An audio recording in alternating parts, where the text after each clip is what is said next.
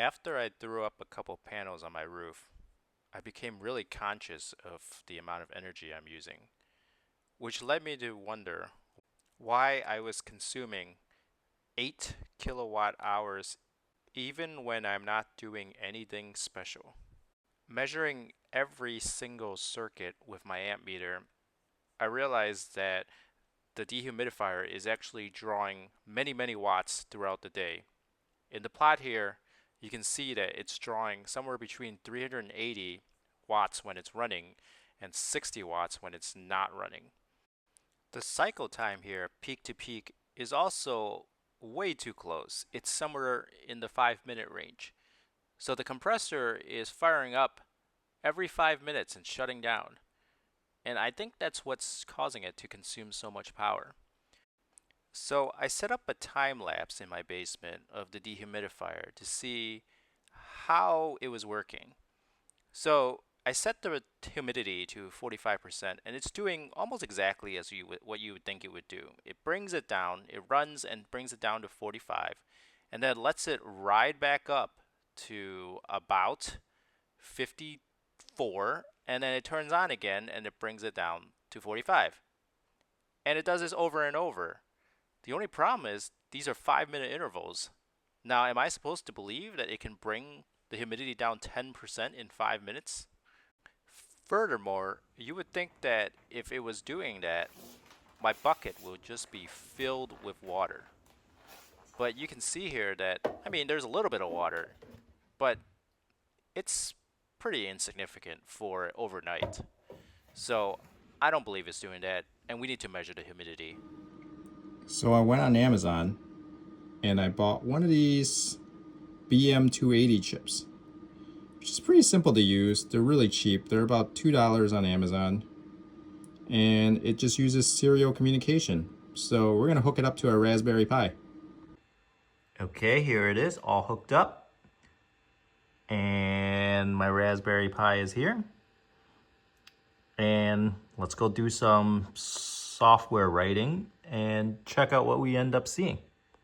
So it turns out the BM280 has a lot of pre-written software. So I just essentially took someone's BM280 library and pushed it to the Prometheus database that I was already using for my EcoFlow. And so then we can see power consumption right next to the humidity. The humidity sensor, I should say, is about 10 feet away from the dehumidifier right now. So let's take a look at what we see. I took a half-hour sample to see what was actually happening with the dehumidifier. When it's on, it actually is lowering the humidity, but it's not going from 54 to 44. It's actually only going from about 49.8 to about 48.8. Only 1%, which is way more believable in the 5-minute span. So why is it doing this? So after looking at the schematics of this device, I realized that is the humidity sensor. It's really close to the exhaust, like really, really close. So is it just dehumidifying its little section? There's only one way to find out. Let's test our neighbor's dehumidifier. So I went down the block and borrowed my neighbor's dehumidifier. All right, back in the basement. I'm going to put the dehumidifier in the exact same place as before. I'm going to set it to... Set it to 45, just like the other one. I guess the current humidity is 30%. That's weird. Maybe it just doesn't bother killing me. Alright, just gonna see what happens, I guess. See, it's coming up now. Alright, let me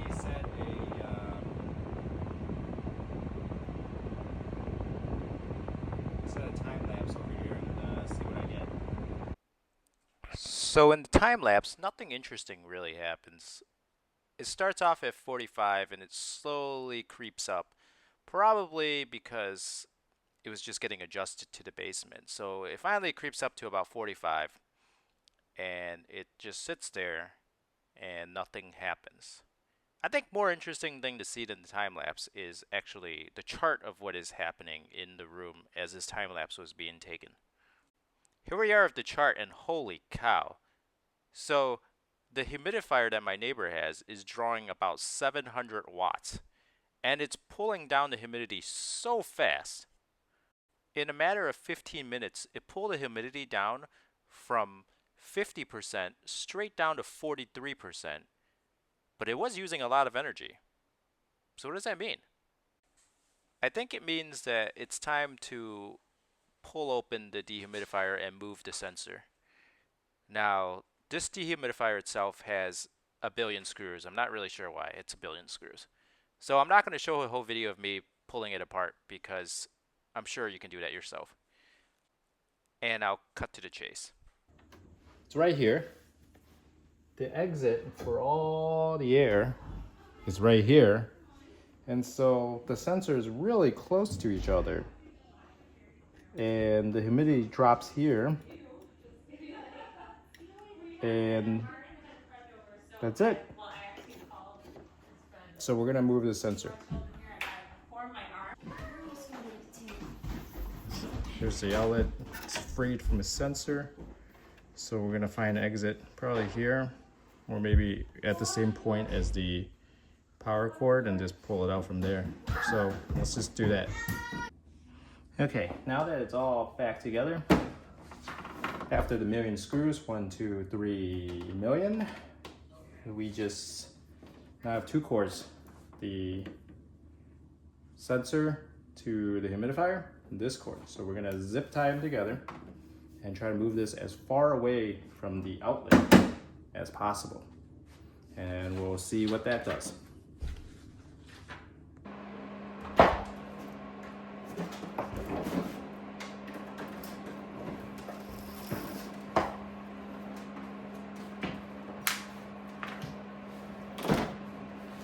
I'm gonna plug it in.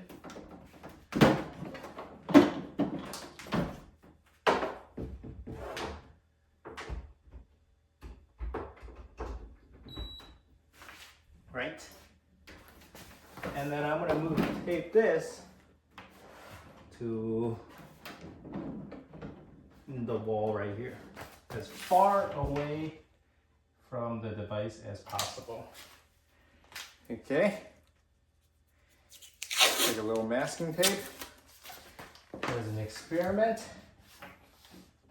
we will tape this to the wall here. Okay. And then we'll turn it on. It's kind of a different place as before, but hey. So now it's reading 52, 51, 50. So I'm gonna set this to 45 like I did before.